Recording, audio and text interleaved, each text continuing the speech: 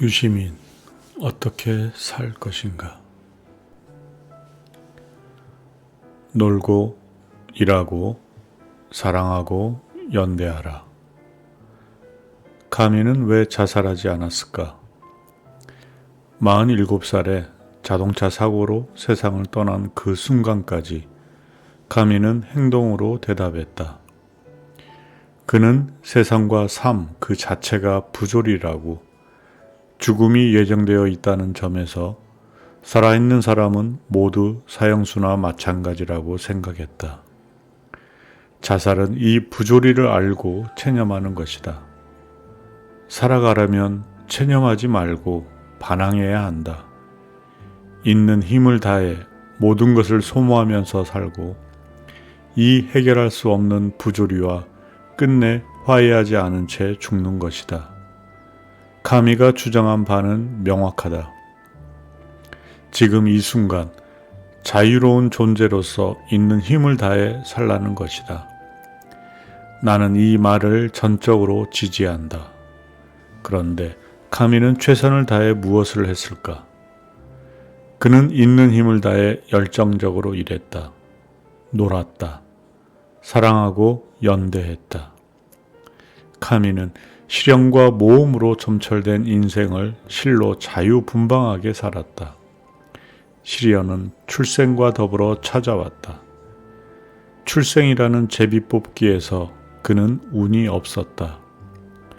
북아프리카 알제리에서 가난한 프랑스 출신 노동자의 둘째 아들로 태어난 것이다. 스페인 태생의 어머니는 평생 글 읽는 법을 배울 기회조차 없이 살았다. 부르는 혼자 오지 않는다. 카미가 태어난 바로 다음에 제1차 세계대전에 참전한 아버지가 전사했다. 홀로 된 어머니는 빈민가에 살면서 남의 집 일을 해 두 아들을 키웠다. 유년기 성장 환경을 보면 무엇 하나도 특별하지 않았다. 우월한 유전자, 지적인 가풍, 훌륭한 가정교육, 위대한 인물의 탄생과 관련해 흔히 거론되는 요소는 하나도 없다. 카미의 유년기는 스스로 책임질 이유도 방법도 없는 불행과 고통의 연속이었다. 문맹인 홀어머니를 만나 알제리 빈민가에서 자란 소년에게는 부조리한 세상을 원망하고 삶을 비관적으로 대할 충분한 이유가 있었다. 하지만 카미는 낭만적이고 열정적인 삶을 찾아 나갔다. 이 길을 열어준 것은 소년의 몸에 깃든 재능이었다. 행운도 한몫을 했다. 초등학교에서 인연을 맺은 교사 루이 제르맹이 소년의 재능을 알아본 것이다. 모든 아이들에게 교육받을 기회를 제공하는 보통 교육은 위대한 제도이다. 그것은 처음에는 과격한 혁명가들의 몽상으로 여겨졌지만 결국은 모든 문명 국가의 보편적 제도가 되었다. 루이 제르맹은 불운에 짓눌린 어린 제자를 세심하게 보살피고 격려했다. 장학금을 주선하여 상급 학교에 진학하도록 도왔다. 카미는 1957년 노벨 문학상 수락 연설을 루이 제르맹에게 헌정함으로써 교사가 얼마나 위대한 직업일 수 있는지를 보여주었다. 가난은 가난한 아이의 책임이 아니다. 그렇지만 가난한 아이들은 흔히 가난을 부끄럽게 여긴다. 가난은 부끄러운 것이 아니라 불편한 것일 뿐이라는 명언은 어디까지나 명언에 지나지 않는다. 카미도 가난을 부끄럽게 여겼다. 그런데 가난은 단지 부끄러운 일로 끝나지 않았다. 유년기의 영양 결핍과 비위생적 생활 환경은 질병을 불러들인다. 소년 카미는 결핵에 걸렸다. 이 병은 그를 평생 따라다니면서 인생에 깊고 큰 영향을 주었다. 청년기도 그야말로 고난의 행군이었다. 카미는 가정교사, 자동차 정비공, 기상청 인턴을 비롯해 온갖 아르바이트를 하면서 대학을 마쳤다. 그러나 결핵이 재발한 탓에 교수 자격 시험을 포기해야 했다. 하지만 결핵이 오로지 인생을 해친 것만은 아니었다. 그는 결핵 치료를 위해서 유럽에 처음 발을 들여놓았고 결국 거기에서 인생을 꽃피웠다. 카미는 창백한 철학자가 아니라 당대의 사회 악에 격렬하게 맞서 싸운 사상의 전사이자 연극 연출에 심취한 예술가였다. 그리고 끝없는 사랑 행각으로 세인의 부러움과 비난을 한몸에 받은 돈 후안이이기도 했다. 모험은 알제리 공산당에 가입하면서 시작되었다. 청년 공산주의자 카미는 노동자 극단을 만들어 각본을 쓰고 연출을 했으며 배우로도 출연했다. 그러나 그는 공산당과 궁합이 맞지 않았다. 당시 알제리 공산당은 다른 나라에서도 대개 그랬던 것처럼 사회주의 조국 소련 공산당의 사상적 정치적 지도를 받았다. 자유의 정신과 예술적 열정으로 충만했던 카미는 전체주의와 교조주의의 개인 숭배까지 판치는 스탈린주의 정당에 적응할 수 없었다. 알제리 공산당은 교조주의에 끊임없이 반항한 카미를 제명해 버렸다. 카미는 히틀러의 손아귀에 놓여 있던 프랑스로 건너가 레지스탕스 기간지 편집장을 맡아 나치와 싸웠다. 그리고 그런 와중에 이방인을 비롯한 단편 소설과 에세이를 썼다. 제2차 세계대전이 끝나고 평화가 찾아들자 카미는 본격적인 작가 활동을 시작해 인생의 절정을 맞았다. 수필, 소설, 평론, 희곡 등 여러 장르의 작품을 잇따라 발표해 세계적 명성을 얻은 것이다. 일을 잘하는 사람은 놀듯이 한다. 좋아하는 일을 잘하면 일이 놀이만큼이나 즐거울 수 있다. 정치 투쟁, 글쓰기, 연극 연출, 이 모든 것들이 카미에게는 일이자 놀이였다. 그는 또한 여자들을 사랑했다. 22살의 한 첫 결혼은 둘 모두의 거듭된 혼외 정사와 아내의 마약 중독 때문에 오래가지 않아 파경을 맞았다. 카비는 곧바로 수학자이자 피아니스트였던 프랑신느 포르와 결혼했다. 하지만 다른 여인들을 사랑하는 일을 멈추지 않았다. 아내를 사랑하지만 결혼이라는 제도에는 단연코 반대한다고 공공연히 주장했다. 포르가 쌍둥이를 낳는 와중에도 다른 여자들을 사랑했다. 그가 사랑한 여인 목록에는 유명한 스페인 여배우도 있었다. 왜 2번씩이나 결혼을 했는지 모르겠지만 어쨌든 카미는 많은 여자들을 사랑했다. 카미가 한 일, 그가 즐긴 놀이, 그리고 그가 사랑한 방식에 대해서는 사람마다 다른 평가를 할 것이다. 세상에는 다른 일, 다른 놀이, 다른 방식의 사랑이 얼마든지 있다. 그러나 어쨌든 카미는 자신이 하고 싶은 일에 최선을 다했고 자기가 가치 있다고 여기는 놀이와 사랑에 열정적으로 임했다. 사회의 공동선을 이루기 위해 위험을 감수하면서 많은 사람과 손을 잡고 협력했다. 그런 것에서 삶의 의미를 찾았기에 자살하지 않았다. 카미만 그런 게 아니다. 누구나 그렇다. 이것은 마틴 셀리그만이라는 임상 심리학자가 수많은 관찰과 상담 사례에서 얻은 결론과 일치한다.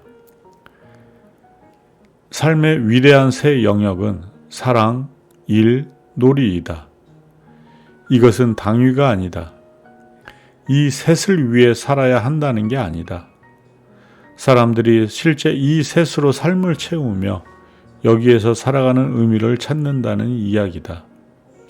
그래서 위대한 새 영역이라고 하는 것이다. 나는 셀리그만의 견해를 보완할 필요가 있다고 생각한다. 사람들은 이 셋 말고도 연대에서 삶의 의미를 찾는다. 넓은 의미에서 보면 이것도 사랑의 표현 형식 가운데 하나라고 할 수도 있지만 일반적으로 쓰는 사랑과는 의미가 다르다. 좁게 보면 연대란 동일한 가치관과 목표를 가진 누군가와 손잡는 것이다. 넓게 보면 기쁨과 슬픔, 환희와 고통에 대한 공감을 바탕으로 삼아 어디엔가 함께 속해 있다는 느낌을 나누면서 서로 돕는 것을 의미한다. 연대는 일과 놀이를 함께하고 사랑을 나누는 사람들과의 관계 속에서도 구현되지만 또한 그것을 넘어선다. 세금을 납부하고 병역 의무를 이행하고 투표를 하고 정당을 만들고 이웃을 돕고 시위를 하고 유기동물을 보살피고 아프리카 어린이의 교육을 후원하고 멸종 위기에 처한 동식물을 구하고 온실가스 배출과 에너지 소비를 자제하는 행위들은 모두 사회의, 국가의, 인류의 생명에, 지구 행성에 대한 기속감을 느끼고 표현하는 일이다. 연대에 참여하는 것은 일, 놀이, 사랑과 함께 의미가 있고 기쁜 삶을 구성하는 본질적인 요소이다. 이것 없이는 삶을 완성할 수도 최고의 행복을 누릴 수도 없다고 나는 믿는다. 알베르 카뮈의 인생을 생각하며 자문해 본다. 나는 어떤 일을 하고 있는가? 그 일은 내 삶에 충분한 의미를 부여하는가? 나는 어떤 놀이에서 즐거움을 얻고 살았으며 어떤 놀이를 더 하고 싶은가? 누군가를 깊이 사랑하며 뜨겁게 사랑받고 있는가? 지금 사랑하고 사랑받는 방식이 만족스러운가? 지금 사랑하고 사랑받는 방식이 만족스러운가? 누구와 함께 어디엔가 속해 있으면서 서로 공감하고 손 잡으려는 의지를 충분히 표현하면서 살고 있는가? 그래야만 할 이유도 없이 지레 무엇인가를 포기하고 산 것은 아니었던가? 자신 있게 대답할 수가 없다. 그래서 주기적으로 삶에 대한 번민과 회의가 찾아드는 것이리라. 나는 나를 행복하게 만드는 일을 하고 싶다. 몰두할 수 있는 놀이에 빠져들고 싶다. 더 뜨겁게 사랑하고 더 깊게 사랑받고 싶다. 그렇게 일하고 놀고 사랑하면서 지금 여기에서의 행복을 누리고 싶다. 그래야 인생의 마지막 날에도 내 삶에 대해 황홀한 자부심을 느낄 수 있을 것 같다. 다른 사람들이 그런 것과 마찬가지로 나 역시 숱한 판단착오와 잘못을 저지르면서 살았다. 가장 큰 잘못은 20살 무렵 내가 정말 원하는 삶이 어떤 것인지 깊이 생각하지 않았다는 것이다. 그라잉넛과 달리 나는 20살이 되기 전에 벌써 현실에 굴복하고 순응할 준비를 했다. 내가 하고 싶고 내게 기쁨을 주는 일을 찾고 그 일을 잘하기 위한 준비를 하는 데 써야 할 청춘의 시간을 다른 곳에 써버렸다. 때로는 합리적 의심과 깊은 사유를 통해 확신에 이르지 못한 가운데 어떤 이념이나 명분을 받아들였다. 누군가 이렇게 물을지 모르겠다. 그래, 당신 자신을 위해 살고 싶은 마음을 알겠다. 그러면 당신은 구체적으로 무엇을 하면서 어떻게 살고 싶은 건가? 특별한 것은 없다. 무엇보다 먼저 내가 즐거운 일을 하고 싶다. 그 일이란 배우고 깨닫고 다른 사람과 나누는 작업이다. 아내와 아이들, 어머니와 형제 자매들, 삶과 세상에 대해 깊은 공감을 나눌 수 있는 적은 수의 사람들과 더 많은 시간을 함께 보내고 싶다. 세상과 민중에 대한 추상적 사랑보다는 눈을 마주치고 손을 잡고 몸으로 껴안는 실체적인 사랑을 더 많이 나누고 싶다. 놀고 싶다. 다시 그림을 그리고 요가를 배우고 싶다. 북한산 둘레길을 걷고 추자도에서 감성돔을 낚고 남의 눈치를 살피지 않고 주말 저녁 축구장과 야구장에서 소리를 지르고 싶다. 내면에서 솟아나는 욕망을 긍정적으로 표출하면서 살고 싶다. 사실 누가 그걸 하지 못하게 막은 것은 아니다. 사실 누가 그걸 하지 못하게 막은 것은 아니다. 그렇게 할 수 없도록 내 스스로를 가두어 버려서 그렇게 되었다. 나는 또한 세상 속에서 사람들과 더 넓게 연대하면서 살고 싶다. 사명감과 의무감에 이끌려서가 아니라 내가 기꺼이 하고 싶고 내가 자연스럽게 느낄 수 있는 방식으로 하고 싶다. 거리에 나갈 수 없었던 2008년 촛불 집회가 생각난다. 그 싸움은 광우병 쇠고기가 수입될 위험에 대한 두려움과 국민의 의견을 무시한 대통령에 대한 분노에서 시작되었다. 시민들은 대통령이 국민의 요구에 귀 기울여 주기를 소망했다.